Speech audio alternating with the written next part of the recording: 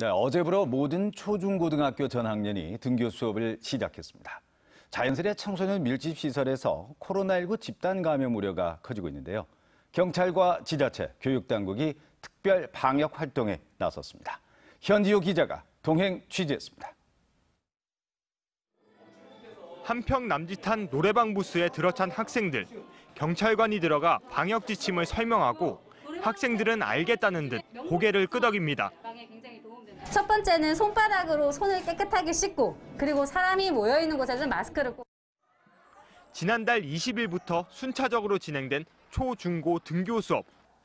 중학교 1학년과 초등학교 5, 6학년까지 전 학년이 본격적으로 학기를 시작했습니다.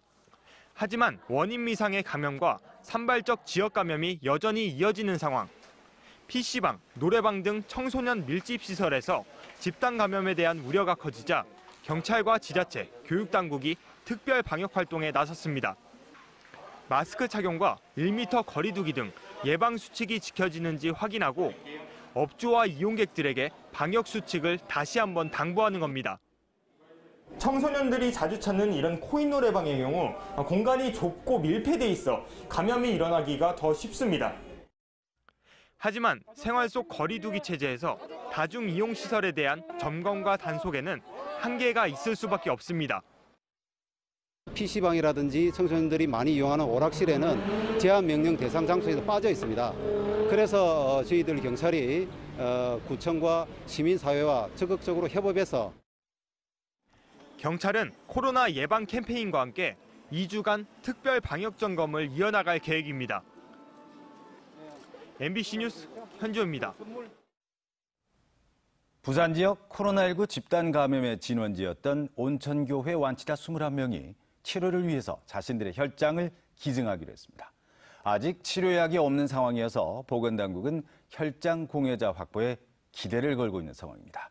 이만은 기자가 보도합니다. 코로나19 부산 집단 감염의 시작점이었던 온천교회 완치자들이 자신들의 혈장을 기증하기로 약속했습니다. 혈장 기증 서약에 동참한 완치자는 모두 21명. 온천교회 전체 확진 환자 32명의 절반이 넘습니다. 기증에 참여한 코로나19 완치자들은 의료진의 헌신적인 노고에 감사하며 자신들의 혈장 기증이 코로나19 치료에 조금이나마 도움이 되기를 바란다고 전했습니다. 그래서 저희가 조금이나마 저희가 혈장을 기부하는 걸로 한 생명이라도 더 살 수 있었으면 정말 좋겠고 그러길 바라고 있습니다. 코로나19는 아직 치료제가 없는 상황이어서 보건당국은 항체를 보유한 완치자들의 혈장 기증에 의존하고 있습니다. 특히 최근 완치자의 혈장을 이용한 코로나19 완치 사례가 나오면서 의학계의 기대감도 높아지고 있습니다. 이 백신이나 치료제가 아직 개발되지 않은 현 상황에서 완치자의 혈장을 이용한 치료가 중증 환자의 치명률을 낮추는 데 도움이 될 것이라고 전문가들은 보고 있습니다. 코로나19 완치자들의 혈장 기증 사례는 전국적으로도 20여 건에 불과합니다. 때문에 부산에서만 20명이 넘는 완치자들이 단체 혈장 기증에 나서자 의학계도 주목하고 있습니다. 현재 부산에는 코로나19 중증 환자는 없습니다.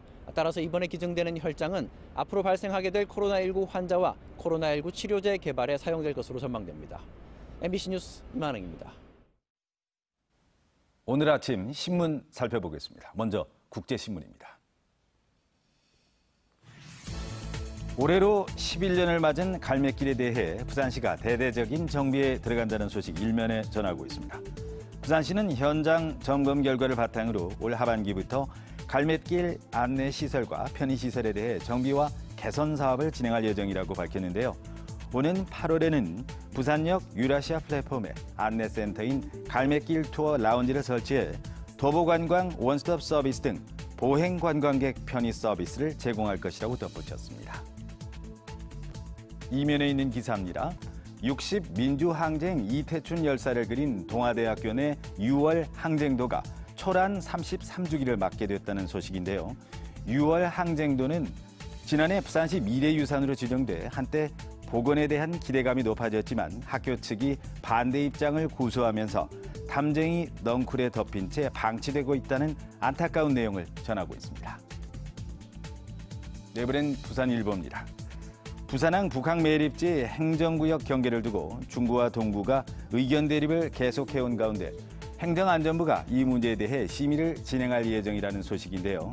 행정안전부는 오는 15일 중앙분쟁조정위원회에서 두 기초단체가 제시하는 안을 분석평가해 북항 행정구역 경계를 결정할 방침입니다. 조정위원회에서 결론이 나지 않을 경우 2개월 뒤 열리는 다음 조정위원회에서 전문위원들을 투입해 북한 경계안에 대한 심층적인 조사를 진행할 예정입니다. 마지막으로 사면에 있는 기사 하나 더 보겠습니다. 공황장애를 앓던 재소자가 부산구치소에서 숨진 사건을 두고 2차 부검이 진행됐지만 또 사인 불명 결과가 나왔다는 소식입니다. 30대 청년이 입감된 지 이틀 만에 손발을 포박당한 채 숨진 것을 두고 원인에 대한 궁금증이 커진 상황에서 부검에서도 명확한 원인이 밝혀지지 않아 사망 책임에 대한 논란이 앞으로 더욱 증폭될 것이라고 신문은 분석했습니다. 오늘 신문 읽기였습니다. 갈수록 날이 더워지고 있습니다. 어제 부산의 낮 기온이 28도까지 오르며 올 들어 가장 높은 기온을 기록했는데요. 오늘은 전국 곳곳으로 폭염주의보가 확대되겠습니다. 부산은 폭염 수준은 아니겠지만 어제만큼 더운 날씨가 계속되겠습니다. 아침 기온 18도로 출발해 낮 기온은 27도로 예상됩니다. 현재 전국이 맑습니다. 부산은 대기질 좋음 수준으로 미세먼지 걱정도 없겠는데요. 다만 자외선 지수가 매우 나쁨 수준까지 오르는 만큼 자외선 차단제 꼼꼼히 발라주시기 바랍니다. 이어서 자세한 지역별 기온 살펴보겠습니다. 오늘 아침 기온은 어제와 비슷하게 출발하고 있습니다. 부산 18도, 양산은 16도를 보였고요. 한낮 기온은 부산 27도, 양산 32도, 합천은 34도까지 올라 어제와 비슷하겠습니다. 바다의 물결은 동해남부 먼바다에서 최고 2m까지 비교적 낮게 일겠습니다. 올해는 장마 전선이 예년보다 빠르게 북상할 것으로 보입니다. 내일은 제주도에 첫 장맛비가 내리겠고요. 부산도 주 후반에 계속해서 비가 내릴 전망입니다. 날씨였습니다.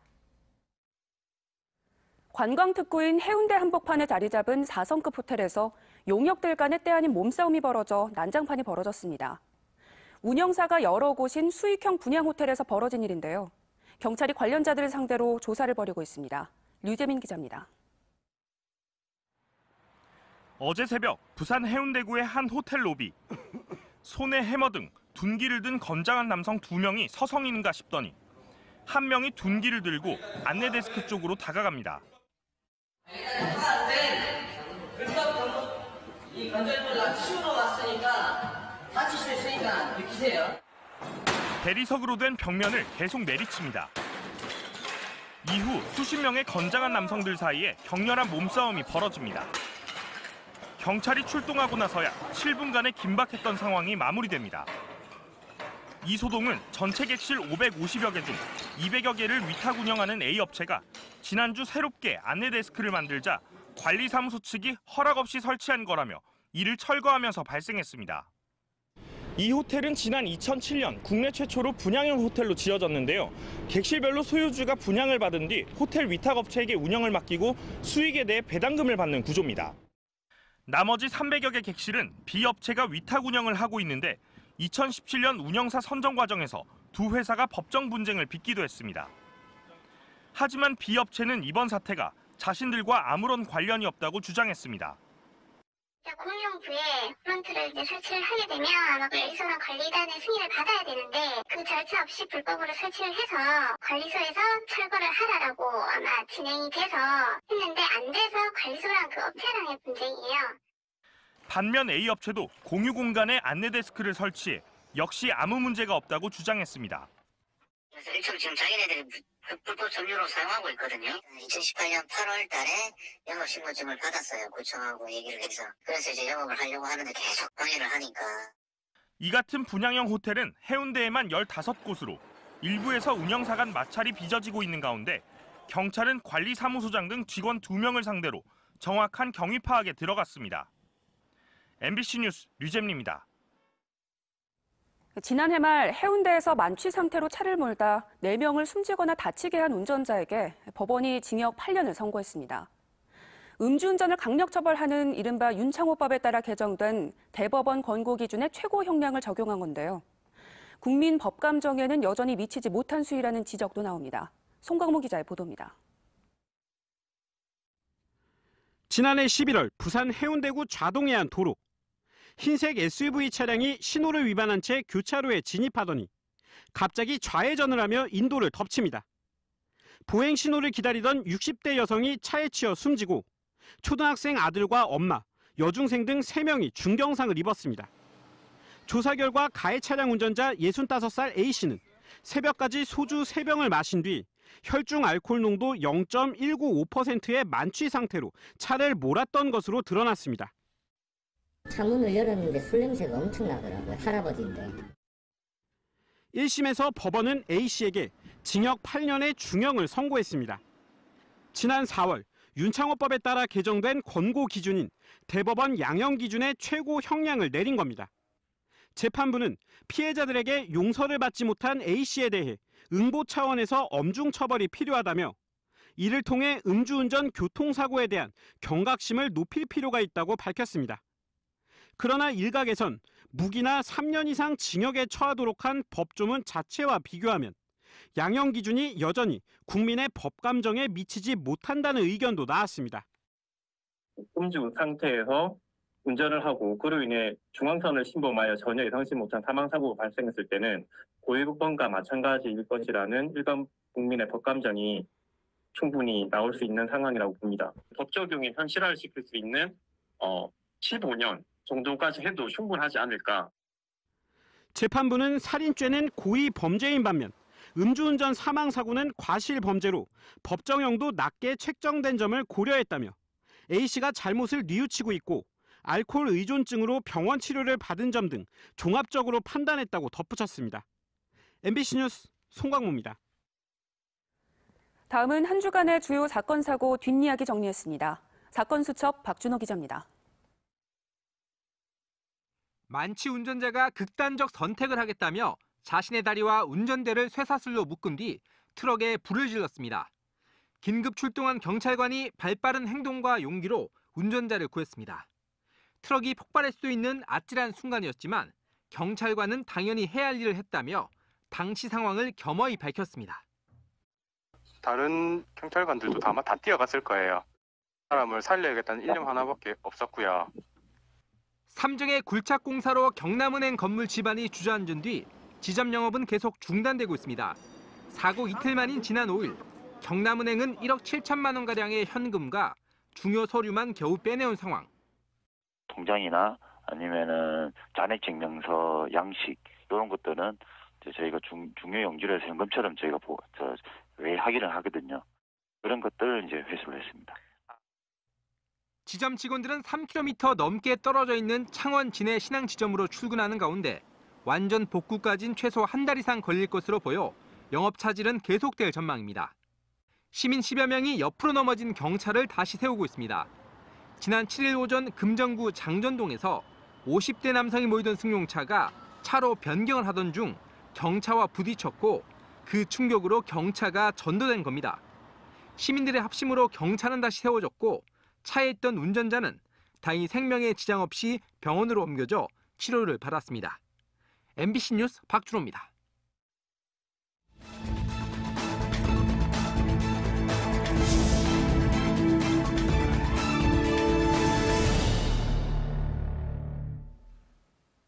부산지법 형사 6단독은 시위 중인 노조원을 흉기로 위협하고 때린 혐의로 재판에 넘겨진 부산 지역 건설회사 전무이사인 70살 A씨에게 징역 1년, 집행유예 2년을 선고했습니다. A씨는 지난해 10월 회사 건물 앞에서 시위를 벌이던 노조원 2명을 상대로 흉기를 든 채 위협과 폭행을 저질러 전치 2주의 부상을 입힌 혐의로 재판에 넘겨졌습니다. 재판부는 피고인이 범행을 반성하고 피해자가 처벌을 원하지 않는 점을 고려했다고 양형 이유를 설명했습니다. 부산진경찰서는 휴대폰 판매점에서 모조 휴대폰을 훔쳐 편의점에 맡기고 담배를 빼돌린 혐의로 40대 A씨를 구속했습니다. A씨는 지난 4월부터 2달 동안 부산 시내 휴대폰 판매점을 돌며 전시돼 있던 모조 휴대폰 15대를 훔친 뒤 편의점에서 이를 담보로 모두 225만 원 상당의 담배를 받아 챙긴 혐의를 받고 있습니다. 코로나19의 세계적 확산에 따른 봉쇄 조치 등으로 남대서양에 발이 묶였던 오징어 퇴납기 원양어 선원들이 귀국길에 오릅니다. 해양수산부는 지난 4월부터 원양산업협회 등과 교섭을 벌여 한국 국적의 오징어 퇴납기 원양어선 30척의 선원 881명이 오는 8월까지 임시항공편과 선박 등으로 차례로 귀국하도록 조치했다고 밝혔습니다. 선원 가운데 우리나라 국적은 173명이며 인도네시아인 585명, 베트남인은 72명이고 절반가량이 항공편으로 귀국합니다. 항공편으로 귀국하지 않는 다른 선원들은 조업선을 타고 귀국하며 조업선은 먼저 인도네시아 선원 일부를 자국에 내려준 뒤 다음 달 중순쯤 부산항으로 돌아옵니다. 부산항만공사가 부산상공회의소와 함께 코로나19로 해외 마케팅이 어려운 부산항 중소수출기업을 지원하기 위해 부산항 언택트 해외판로 개척 지원 사업을 추진합니다. 이에 따라 언택트, 즉 비대면 방식으로 바이어와 소통할 수 있도록 홍보물 제작을 지원하고 수출 전담 인력 개발 교육, 해외 지사화 사업, 해외 바이어 신용조사도 지원합니다. 지원 대상은 부산항 이용 실적이 있는 부산 경남의 중소기업이며 참여를 희망하는 기업은 오는 19일까지 홈페이지에서 신청서를 내려받아 공고문에 기재된 이메일로 지원서를 보내면 됩니다. 통합당 김도부 의원이 해외 진출 기업의 국내 복귀를 돕기 위한 유턴기업 지원 법안 개정안을 대표 발의했습니다. 이번 개정안은 유턴기업에 대한 기본적인 통계와 자료를 매년 수집 작성하고 실태조사 결과를 국내 복귀기업 지원 계획에 반영하도록 의무화하는 내용이 담겨 있습니다. 김 의원은 그동안 주무부처에서 관련 정책의 효과와 문제점에 대한 분석도 하지 않고 있는 것으로 나타났다며 이번 법 개정으로 실효성 있는 리쇼어링 정책 시행이 기대된다고 밝혔습니다.